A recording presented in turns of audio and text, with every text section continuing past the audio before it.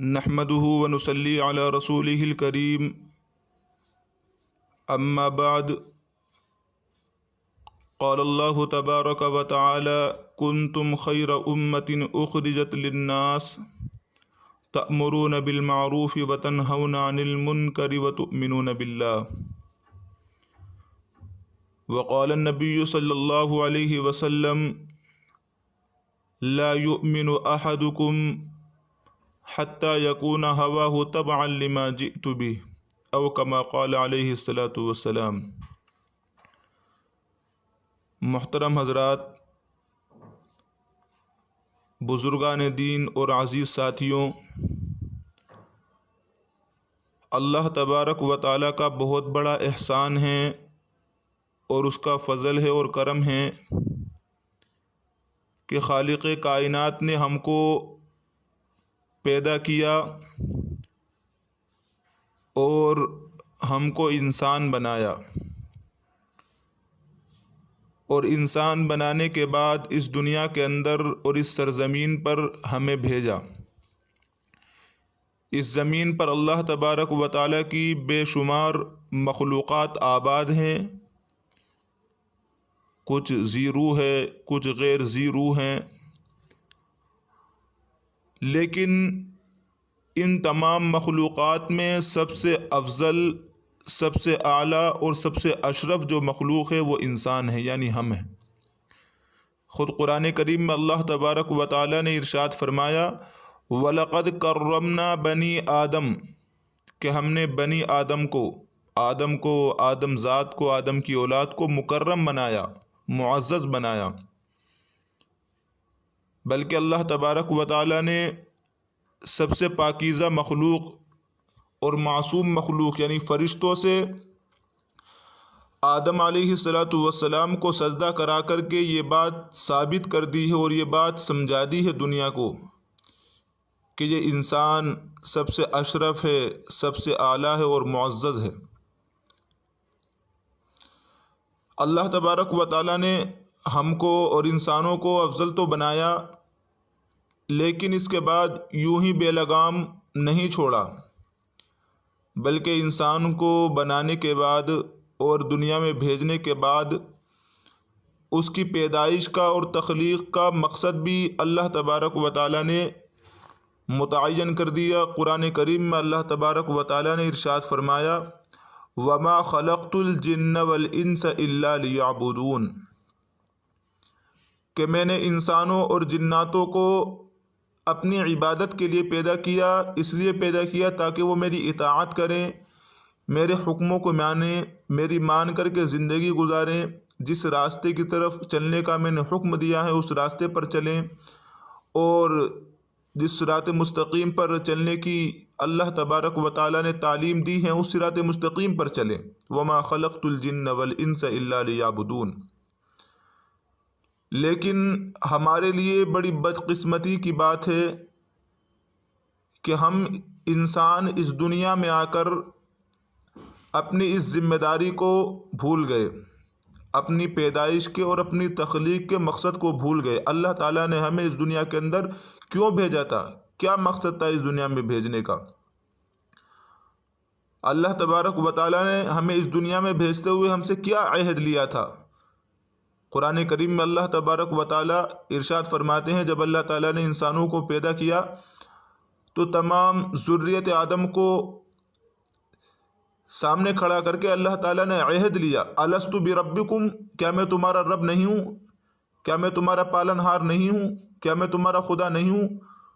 تو تمام انسانوں نے کہا قالوا بلا، کیوں نہیں اے رب، آپ ہمارے رب ہیں، ہمارے پالن ہار ہیں، ہمارے خدا آپ ہیں۔ لیکن ہم اس دنیا میں آنے کے بعد اپنے اس عہد کو بھی بھول گئے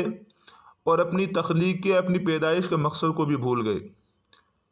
لیکن اس پر بھی اللہ تبارک و تعالی ہمیں نہیں بھولے، اللہ تبارک و تعالی نے ہمیں نہیں چھوڑا، بلکہ اللہ تعالیٰ نے اس عہد کو یاد دلانے کے لیے اور ہماری تخلیق کا اور پیدائش کا مقصد یاد دلانے کے لیے بے شمار انبیاء علیہم السلام کو اس دنیا میں بھیجا، تاکہ وہ انسانوں کو اور ہم کو ہماری تخلیق کا مقصد یاد دلائیں کہ ہم اس دنیا کے اندر کیوں آئے ہیں، ہماری پیدائش کا کیا مقصد ہے، ہم اس دنیا میں رہ کر کے کیا کریں، کس طریقے سے زندگی گزاریں۔ چنانچہ قرآن کریم میں اللہ تبارک و تعالیٰ نے ارشاد فرمایا وَلَقَدْ بَعَثْنَا فِي كُلِّ أُمَّةٍ رَسُولًا أَنِ اعْبُدُوا اللَّهَ وَاجْتَنِبُوا الطَّاغُوتَ وَلَقَدْ بَعَثْنَا فِي كُلِّ أُمَّةٍ رَسُولًا، کہ ہم نے ہر امت کے اندر ایک رسول بھیجا، ضرور ہم نے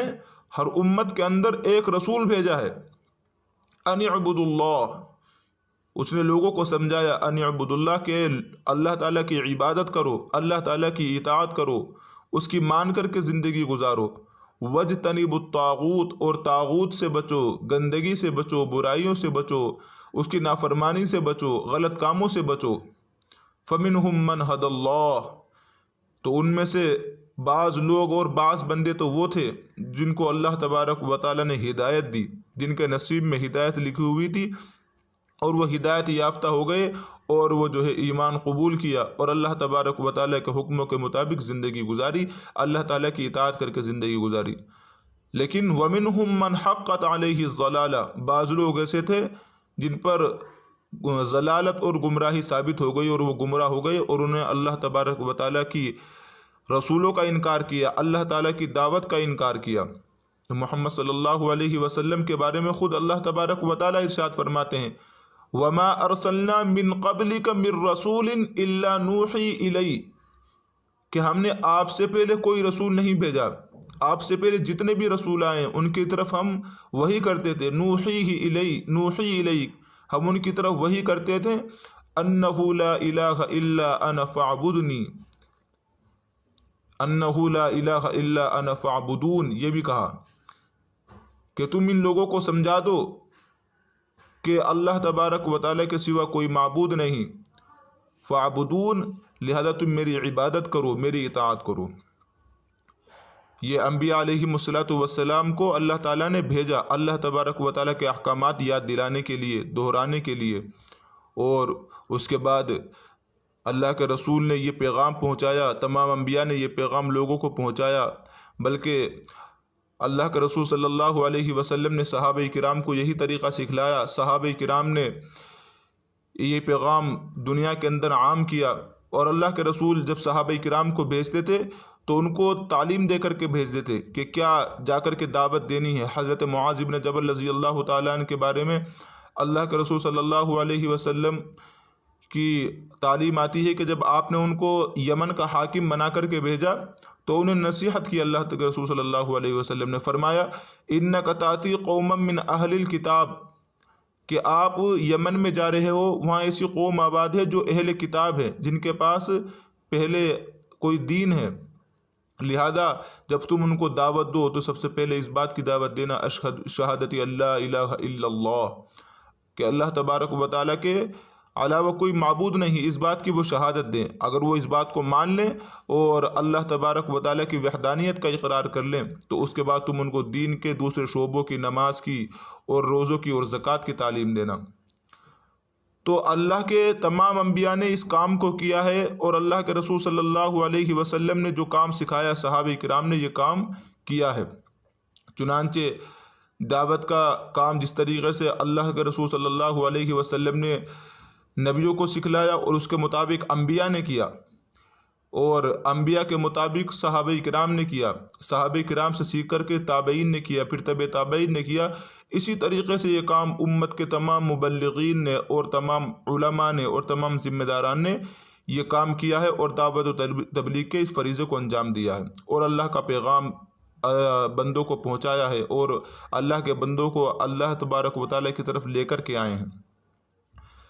لیکن ایک بات یاد رکھنے کی ہے اور سمجھنے کی ہے کہ دعوت کا کام اور دعوت کا یہ راستہ اتنا آسان کام نہیں ہے، اور اتنا آسان راستہ نہیں ہے کہ ہم کسی کو دعوت دینے کے لیے جائیں، کسی کو اللہ تبارک و تعالیٰ کا پیغام ہم پہنچائیں اور وہ ہمارا استقبال کریں اور آسانی کے ساتھ ہماری بات کو مان لے کہ بھئی یہ اللہ تبارک و تعالیٰ کا پیغام لے کر کے آئے ہیں، یہ دعوت کا کام کرنے والے ہیں، لہذا ان کا استقبال کیا جائے۔ نہیں، بلکہ یہ کانٹوں بھرا راستہ ہے، بہت مصائب اور بہت تکلیفیں اس راستے کے اندر برداشت کرنی پڑتی ہیں اور کرنی پڑیں گی۔ اور انبیاء علیہم الصلوۃ والسلام نے اور پہلے جن جن لوگوں نے یہ کام کیا ہے سب نے تکالیف برداشت کی ہیں، بلکہ سب سے پہلے جو نمونہ ہمارے لیے ہیں وہ انبیاء علیہم الصلوۃ والسلام ہیں، جن کو خود اللہ تبارک و تعالیٰ نے داعی بنا کر کے بھیجا، مبلغ بنا کر کے بھیجا۔ انبیاء علیہم الصلوۃ والسلام کی ایک جماعت، 1.25 انبیاء علیہم الصلوۃ والسلام آئے، ان کی ساری زندگی ہمارے لیے نمونہ ہے۔ انہوں نے کس طریقے سے اللہ تعالیٰ کے پیغام کو پہنچایا اور انہوں کو کس طریقے سے تکالیف دی گئی اور انہوں نے اس کام کو برداشت کی اور اس پر صبر کیا۔ قرآن کریم میں بے شمار اس کا تذکرہ ہے۔ اللہ تبارک و تعالیٰ ارشاد فرماتے ہیں وَلَقَدْ كُذِّبَتْ رُسُلٌ مِّن قَبْلِكَ، کہ آپ سے پہلے جو رسول آئے ان کی تکذیب کی گئی، ان کو جھٹلایا گیا، ان کو مذاق اڑایا گیا، ان کی نافرمانی کی گئی، اور ان کو فَصَبَرُوا عَلَىٰ مَا كُذِّبُوا، جو ان کو جھٹلایا گیا انہوں نے اس پر صبر کیا۔ اللہ تبارک و تعالیٰ کی جانب سے ان کو صبر کا حکم تھا، فَصَبَرُوا عَلَىٰ مَا كُذِّبُوا، انہوں نے اپنے جھٹلانے پر اور اپنے انکار پر صبر کیا۔ وَأُوذُوا حَتَّىٰ أَتَاهُمْ نَصْرُنَا، حَتَّىٰ أَتَاهُمْ نَصْرُ اللَّهِ، ان کو تکلیف دی گئی اور ان کو ستایا گیا اللہ تبارک و تعالیٰ کے اس راستے میں، حَتَّىٰ أَتَاهُمْ نَصْرُ اللَّهِ، یہاں تک اللہ تعالیٰ کی مدد ان کے پاس آ گئی۔ قرآن کریم میں اللہ تبارک و تعالیٰ انبیاء علیہم الصلوۃ والسلام کے حیات کو بیان کرتا ہے کہ وَلَقَدِ اسْتُهْزِئَ بِرُسُلٍ مِّن قَبْلِكَ، آپ سے پہلے رسولوں کو جھٹلایا گیا، ان کی مذاق اڑایا گیا۔ فَحَاقَ بِالَّذِينَ سَخِرُوا مِنْهُمْ مَا كَانُوا يَسْتَهْزِئُونَ، کہ جب انہوں نے اس پر صبر کیا اور اللہ تبارک و تعالیٰ کے پیغام کو اطمینان کے ساتھ اور پوری استقامت کے ساتھ وہ پہنچاتے رہے اور ان تکلیفوں کو برداشت کرتے رہے جو وہ پہنچاتے تھے، فَحَاقَ بِالَّذِينَ سَخِرُوا مِنْهُمْ مَا كَانُوا بِهِ يَسْتَهْزِئُونَ، جو لوگ ان کو جھٹلایا کرتے تھے وہ عذاب انہی پر الٹا آ کر کے پڑ گیا۔ اور یہی صورتحال صحابہ کرام کے ساتھ پیش آئی، اور یہی صورتحال تمام مبلغین کے ساتھ اور داعی حضرات کے ساتھ پیش آئی۔ لہٰذا اب اللہ تبارک و تعالیٰ نے جو انبیاء علیہم الصلوۃ والسلام کو اس کام کے لیے بھیجا تھا، اس مشن کے لیے بھیجا تھا، پہلی قوموں میں انبیاء علیہم الصلوۃ والسلام آتے تھے اور دعوت و تبلیغ کے فرائض انجام دیتے تھے، لیکن اب نبیوں کا سلسلہ تو ختم ہو چکا ہے، اللہ تبارک و تعالیٰ نے مہر لگا دی ہے۔ قرآن کریم میں اللہ تبارک و تعالیٰ نے ارشاد فرمایا ما کان محمد ابا احد من رجالکم ولکن رسول اللہ وخاتم النبیین، کہ محمد صلی اللہ علیہ وسلم یہ خاتم النبیین ہے، نبیوں کا سلسلہ ختم کرنے والے ہیں، اب نبی نہیں آئے گا، اب یہ کام اس امت کی ذمہ داری ہے، دعوت دینا اور اللہ تبارک و تعالیٰ کے بندوں کو اس کی طرف بلا کر کے لانا، یہ کام اس امت کی ہے، اس امت کے تمام افراد کی ذمہ داری بنتی ہے۔ تو جس طریقے سے انبیاء علیہم الصلوۃ والسلام نے اس کام کو کیا ہے، اسی طریقے سے یہ کام ہم کو بھی کرنا ہے، اس امت کے تمام افراد کو کرنا ہے، اور جس استقامت کے ساتھ اور جتنے مضبوط ارادوں کے ساتھ اور پختگی کے ساتھ اور استقامت کے ساتھ انبیاء علیہم الصلوۃ والسلام نے کیا تھا، اسی طریقے سے یہ کام ہم کو بھی کرنا ہے، اور قوم کے لیے، اپنے گھر والوں کے لیے، اپنے بستی والوں کے لیے ہدایت کی دعا کرنی ہے، اور سب کو اللہ تبارک و تعالیٰ کی طرف بلا کر کے لانا ہے، اور اس میں جو تکلیفیں آئیں گی ان کو برداشت کرنا ہے، اس پر صبر کرنا ہے، چاہے وہ کتنی تکالیف ہوں اور چاہے کتنا ہی عرصہ لگ جائے۔ انبیاء علیہم الصلوۃ والسلام کی پوری زندگی دعوت و تبلیغ کے کام میں گزر گئی۔ خود حضرت نوح علیہ الصلوۃ والسلام کے بارے میں اللہ تبارک و تعالیٰ ارشاد فرماتے ہیں فَلَبِثَ فِيهِمْ أَلْفَ سَنَةٍ إِلَّا 50 عَامًا، کہ حضرت نوح علیہ الصلوۃ والسلام 950 سال تک اپنی قوم کے درمیان رہے۔ بتائیے کتنی لمبی مدت انہوں نے اس کام کو انجام دیا ہے۔ تو یہی جو ہے کام ہمیں بھی کرنا ہے، تکلیفیں برداشت بھی کرنی ہے، جو تکلیفیں آئیں گی ان پر صبر بھی کرنا ہے اور ان کو برداشت کر کے یہ کام استقامت کے ساتھ کرنا ہے، اور اپنی موت تک اور اپنی حیات میں یہ کام کرتے رہنا ہے۔ اور اللہ کے رسول صلی اللہ علیہ وسلم کی زندگی کو اور سیرت کو ہمیں اس میں نمونہ بنانا ہے کہ اللہ کے رسول نے کس طریقے سے یہ کام انجام دیا، اور اللہ کے رسول نے تکالیف برداشت کی۔ طائف کے میدان میں آپ علیہ الصلوۃ والسلام گئے، وہاں پر آپ علیہ الصلوۃ والسلام کو تکلیف دی، کافروں نے اور مشرکوں نے ستایا،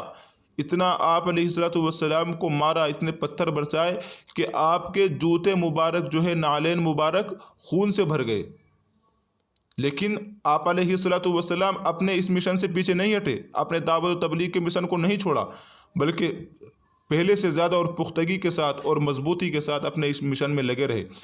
حتیٰ کہ ملک الجبال، پہاڑوں پر جو فرشتے مقرر ہیں، ان کو جلال آ گیا، وہ اللہ کے رسول صلی اللہ علیہ وسلم کی خدمت میں آئے اور انہوں نے عرض کیا، اے اللہ کے رسول، اگر آپ کی اجازت ہو تو ہم ان پہاڑوں کے نیچے ان کو کچل دیں، دونوں پہاڑوں کو ملا کر کے اس بستی کو ہم کچل دیں۔ لیکن آپ علیہ السلام رحمت للعالمین تھے، آپ علیہ السلام نے فرمایا، لعل اللہ یخرج من اصلابہم من یعبد اللہ وحدہ، کہ اللہ تبارک و تعالیٰ کی ذات سے مجھے امید ہے کہ شاید اللہ تبارک و تعالیٰ ان کی پشتوں سے اور ان کی نسلوں میں ایسے لوگوں کو نکالیں گے جو یعبد اللہ وحدہ، جو ایک اللہ تبارک و تعالیٰ کی عبادت کریں گے، ایک اللہ تبارک و تعالیٰ کو مانیں گے، لا یشرک بہ شیئا، اس کے ساتھ کسی کو شریک نہیں کریں گے۔ تو محترم بزرگوں اور عزیز ساتھیوں، بات کا خلاصہ یہ ہے